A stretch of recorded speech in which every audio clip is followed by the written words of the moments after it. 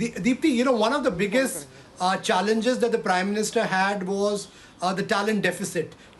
By getting these professionals, you have a professional like Rajiv Chandrasekhar, for instance. Getting these professionals means that you are giving a boost to your Council of Ministers by making sure there are people who can deliver.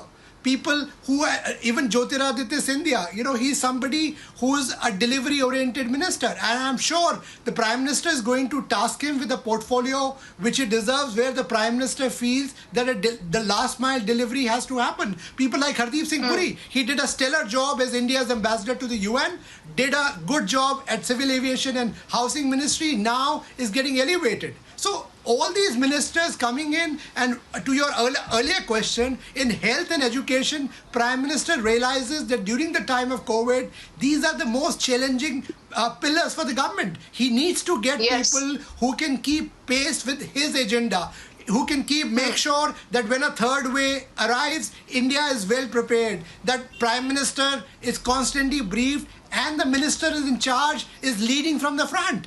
The challenge earlier was that he found that some sort of lackluster, and when he did and I can tell you from sources, he did a 360-degree analysis. The Prime Minister's office was involved in a 360-degree analysis of each of these ministries, and after that, a decision was taken to remove laggard ministers and bring in some performers, bring in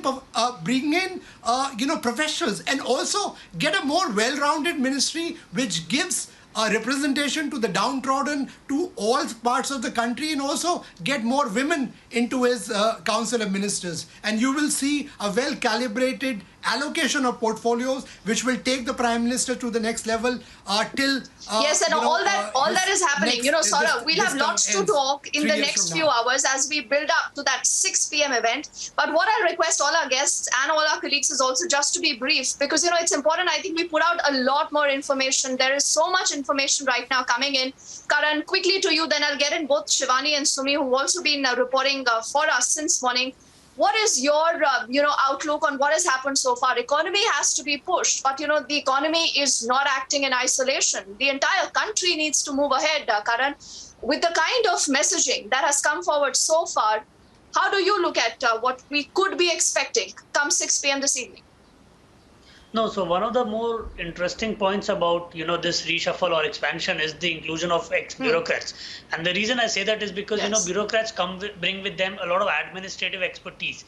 And we keep, cribbing about them at all levels that, they're lackluster, or maybe there's a lack of incentive, etc. But fact remains that bureaucracy, including senior government officials who have retired, were at the helm of affairs at managing the mammoth, which is the government of India. So the moment you bring them in as a political executive, you can expect them to understand the system better, to deliver results, to be more action-oriented and deal with the governance structure in a much more overwhelming manner. And we saw that with this, with Hardeep Puri sir, with even the present External Affairs Minister. So I think when you're talking about things going ahead, all the ministries working together, I think the inclusion of 7 ex-IAS is actually a very welcome step in that direction. It bridges the talent gap. Yes. It rehauls the entire sort of ministry. Now it remains to be seen which portfolio goes to who, but then that's anyone's guess till about 6 p.m.